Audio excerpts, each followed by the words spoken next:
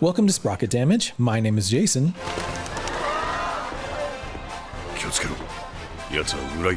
And this is one of my favorite movies you've probably never heard of.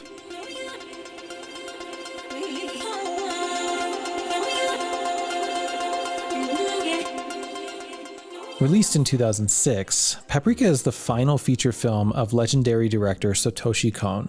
And if we're going to talk about Paprika, we have to first take a quick look at Kon's filmography and approach to storytelling. I'm only going to reference Kon's feature films that he directed, but keep in mind that the guy also released some shorts and a highly praised miniseries as well, worth checking out. So there are only 4 feature-length films in Kon's filmography as a director: Perfect Blue from 1997, Millennium Actress from 2001, Tokyo Godfathers from 2003, and Paprika from 2006. While he planned on creating other films beyond these titles, he unfortunately passed away in 2010 from pancreatic cancer. Upon reflecting on his life, he felt joy for the opportunity to do what he loved, but lamented the fact that none of his films were a success. Such is often the case with art, we don't find appreciation for the work until the artist has left us. Probably Satoshi Kon's most distinct filmmaking style comes from how he moves the audience from one scene to the next. Cuts can jump back and forth decades in time or between multiple realities. In Perfect Blue, for example, many of the cuts reveal that the scene you just saw was part of a television show that Mima is acting in. It still relates to what's happening with her story, but the show and her experiences are mirrored in such a way that Mima starts to have trouble knowing which is real, and we're along with her for that ride.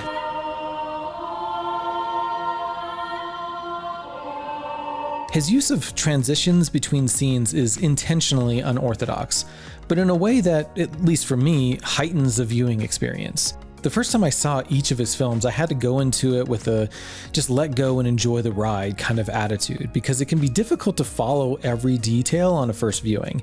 Not to the extent that you don't know what's going on, big picture, but these are definitely films that you need to watch more than once. None more so than Paprika.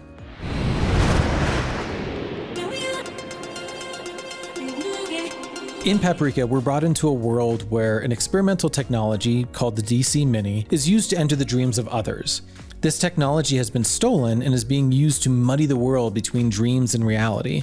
So it's on the team behind the DC Mini's creation to find the terrorist responsible.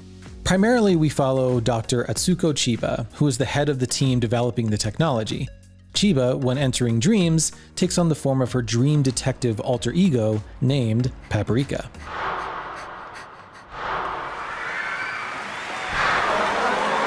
Kon pushes this setup to its furthest extremes in a way that only animation, and perhaps more specifically anime, can. It's often overwhelming just how much is going on in any given scene, but it's unquestionably beautiful and exhilarating nonetheless. There's a magic to the visuals of this film that just have to be experienced.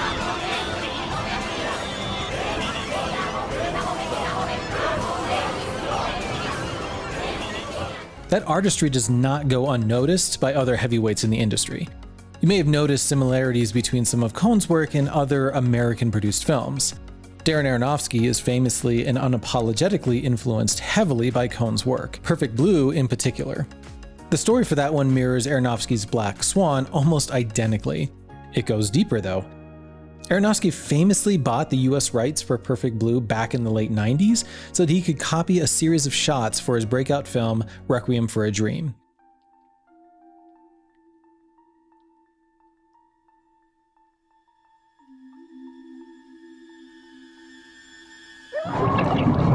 Christopher Nolan is often looked at as also being heavily influenced, specifically by Paprika, for his film Inception. It's not hard to see why. There's the obvious comparison of entering other people's dreams, including the notion of multiple layers of dreams, though Paprika mostly just mentions that offhand, whereas Inception leans into it as a major plot point. Plus, there are the visual moments that are easy to compare.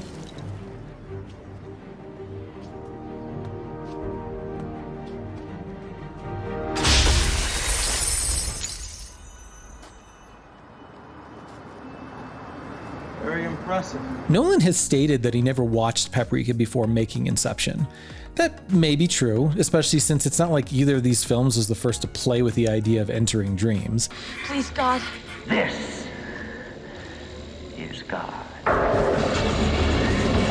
What I find more interesting from comparing these two films is not so much where they are similar, but instead where they are different. For example, this is how Nolan chooses to let you know that you are in a dream. Let me ask you a question. You never really remember the beginning of a dream, do you? You always wind up right in the middle of what's going on. I guess, yeah. So how did we end up here? Well, we just came from the, Think about it, Ariadne. How did you get here? Where are you right now? We're dreaming? You're actually in the middle of the workshop right now, sleeping. This is your first lesson in shared dreaming. There's nothing wrong with that approach. It's clear, while still giving us a bit of a oh shit moment. But let's look at how Cohn chooses to let us know we're in a dream.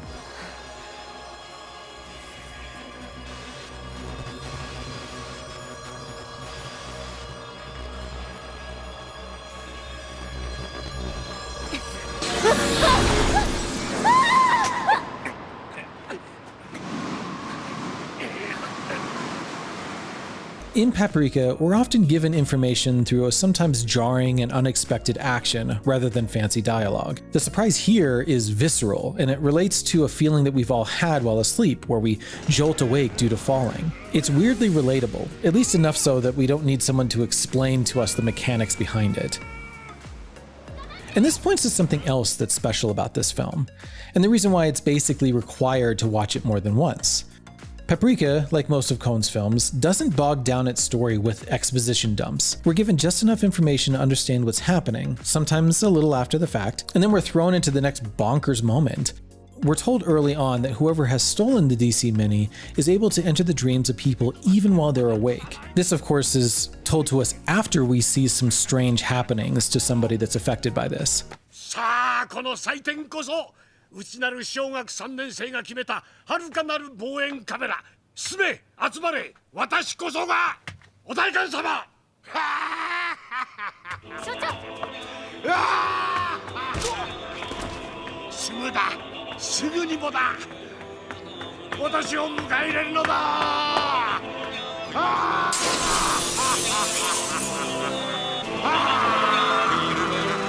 Later, this idea is expanded upon when the worlds of dreams and reality are blurred, and we get moments like this. 大丈夫。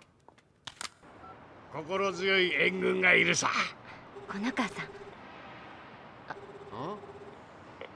おかけになった子ども電話相談室は、与物平坂故障の影響で午前7時63分から夢見る大渋滞です。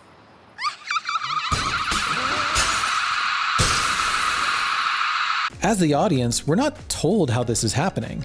Why would we be? Chiba and her team already understand it all, so there's no reason for them to explain it to one another. Plus, they're being chased by a giant doll. Who's got time for that? The pacing of the film is freed, then, from the constraints of exposition and left to freely move as it should. The action speaks for itself.